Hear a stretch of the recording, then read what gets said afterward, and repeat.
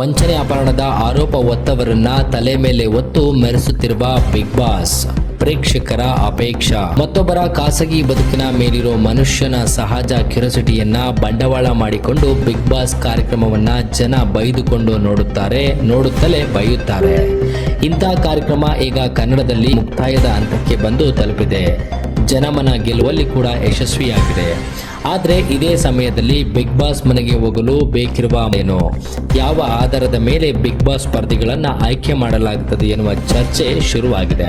ಹೌದು, ಸಾಮಾನ್ಯವಾಗಿ ಚಿತ್ರರಂಗದಲ್ಲಿ ಕಿರುತೆರೆಯಲ್ಲಿ ಹೆಸರು ಮಾಡಿರುವ ಅಥವಾ ವಿವಾದಕ್ಕೀಡಾದ ವ್ಯಕ್ತಿಯನ್ನ ಬಿಗ್ ಬಾಸ್ ಮನೆಗೆ ಕರೆತಂದು ಬಿಡಲಾಗ್ತದೆ. ಒಮ್ಮೊಮ್ಮೆ ಜನಸಾಮಾನ್ಯರಿಗೆ ಕೂಡ ಅವಕಾಶ ಕೊಡಲಾಗ್ತದೆ. ಸೋಷಿಯಲ್ ಮೀಡಿಯಾ ಇನ್ಫ್ಲುಯೆನ್ಸರ್ಗಳಿಗೆ ಕೂಡ ಬಿಗ್ ಬಾಸ್ ಮನೆಯಿಂದ ಬುಲಾವ ಬರುತ್ತೆ. ಆದರೆ ಈಗೀಗ ವಂಚನೆ ಆರೋಪವನ್ನ ಹೊತ್ತಿರುವವರನ್ನು ಕೂಡ ಬಿಗ್ ಬಾಸ್ ತಲೆ ಮೇಲೆ ಹೊತ್ತು ಮೆರೆಸುತ್ತಿದೆ. ಇದು ಎಷ್ಟು ಸರಿ ಎನ್ನುವುದು ಸದ್ಯಕ್ಕೆ ಸಾರ್ವಜನಿಕರ ವಲಯದಲ್ಲಿ ಎದ್ದಿರುವ ಪ್ರಶ್ನೆ. ಎಲ್ಲರಿಗೆ ಗೊತ್ತಿರುವಂತೆ ಬಿಗ್ ಬಾಸ್ ಮನೆಯಲ್ಲಿರುವ ಚೈತ್ರಾ ಕುಂದಾಪುರ ಅವರ ಮೇಲೆ ವಂಚನೆ ಆರೋಪ ಇದೆ. ಕರ್ನಾಟಕ ವಿಧಾನಸಭಾ ಚುನಾವಣಾ ಸಮಯದಲ್ಲಿ ಉದ್ಯಮಿಯೊಬ್ಬರಿಗೆ ಟಿಕೆಟ್ ಕೊಡಿಸುವ ಆಮಿಷ ಒಡ್ಡಿ 5 ಕೋಟಿ ವಂಚನೆ ಮಾಡಿದ್ದಾರೆ ಎಂಬ ಪ್ರಕರಣ ದಾಖಲಾಗಿದೆ. ಇನ್ನು ಇದಕ್ಕೆ ಸಂಬಂಧಿಸಿದಂತೆ ಸದ್ಯ ಜಾಮೀನು ಪಡೆದು ಹೊರಗಡೆ ಇರುವ ಚೈತ್ರಾ ಕುಂದಾಪುರ ಮೊನ್ನೆಯಷ್ಟೇ ಬಿಗ್ ಬಾಸ್ ಮನೆಯಿಂದ ಹೊರಬಂದು ನ್ಯಾಯಾಲಯದಲ್ಲಿ ಹಾಜರಾಗಿದ್ದಾರೆ. ವಿಚಾರಣೆಯನ್ನ ಎದುರಿಸಿದ್ದಾರೆ. ಮರಳಿ ಬಿಗ್ ಬಾಸ್ ಮನೆಗೆ ಬಂದಿದ್ದಾರೆ.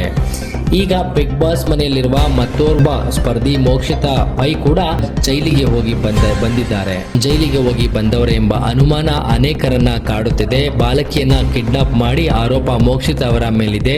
10 ವರ್ಷದ ಹಿಂದೆ ಸುವರ್ಣ ನ್ಯೂಸ್ ಈ ಪ್ರಕರಣದ ಕುರಿತು ವರದಿ ಮಾಡಿದೆ. ಈ ವರದಿಯ ತುಣುಕು ಕೂಡ ಸೋಷಿಯಲ್ ಮೀಡಿಯಾದಲ್ಲಿ ವೈರಲ್ ಆಗಿದೆ.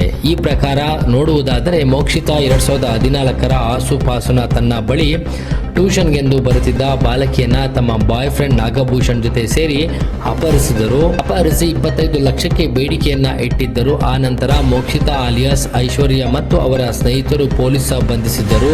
ಈ ಕಾರಣಕ್ಕೆ ಈ ಬಿಗ್ ಬಾಸ್ ನಡೆಯನ್ನ ಅನೇಕರು ಪ್ರಶ್ನೆ ಮಾಡುತ್ತಿದ್ದಾರೆ.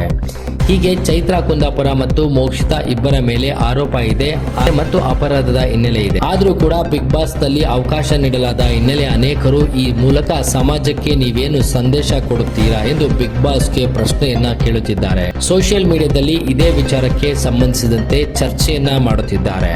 ಕೆಲವರು ಬಿಗ್ ಬಾಸ್ ಮನೆಗೆ ಚೈತ್ರಾ ಕುಂದಾಪುರ ಮತ್ತು ಮೋಕ್ಷಿತಾ ಅವರನ್ನ ಕಳಿಸಿದ್ದು, ಇಲ್ಲಿವರೆಗೆ ಇಬ್ಬರನ್ನ ಮನೆಯಲ್ಲಿ ಉಳಿಸಿಕೊಂಡಿದ್ದು ತಪ್ಪು ಎಂದು ಆಕ್ಷೇಪ ವ್ಯಕ್ತಪಡಿಸಿದ್ದಾರೆ. ಇನ್ನ ಕೆಲವರು ಇಬ್ಬರ ಮೇಲಿರುವ ಕೇವಲ ಆರೋಪ ಮಾತ್ರ, ಅವರ ನಿಜಕ್ಕೂ ತಪ್ಪು ಮಾಡಿದರೆ ಕಾನೂನು ಪ್ರಕಾರ ಅವರಿಗೆ ಶಿಕ್ಷೆಯಾಗುತ್ತೆ. ಅದಕ್ಕೂ ಮೊದಲೇ ನಾವು ಅವರನ್ನ ಅಪರಾಧಿಗಳು ಎಂದು ನಿರ್ಧರಿಸುವುದು ತಪ್ಪಾಗುತ್ತೆ ಎಂದು ಸಮರ್ಥನೆ ಮಾಡಿಕೊಳ್ಳುತ್ತಿದ್ದಾರೆ. ಚೈತ್ರಾ ಕುಂದಾಪುರ ಮತ್ತು ಮೋಕ್ಷಿತಾ ಪರ ಬೆಂಬಲದ ಬಾವುಟ ಹಾರಿಸುತ್ತಿದ್ದಾರೆ. ಹಾಗೆ ಈ ಹಿಂದೆ ವಂಚನೆ ಆರೋಪ ಎದುರಿಸಿದ ದ್ರೋಣ್ ಪ್ರತಾಪ್ ಅವರಿಗೂ ಕೂಡ ಬಿಗ್ ಬಾಸ್ ಮನೆಗೆ ಹೋಗುವ ಅವಕಾಶ ಸಿಕ್ಕಿತ್ತು.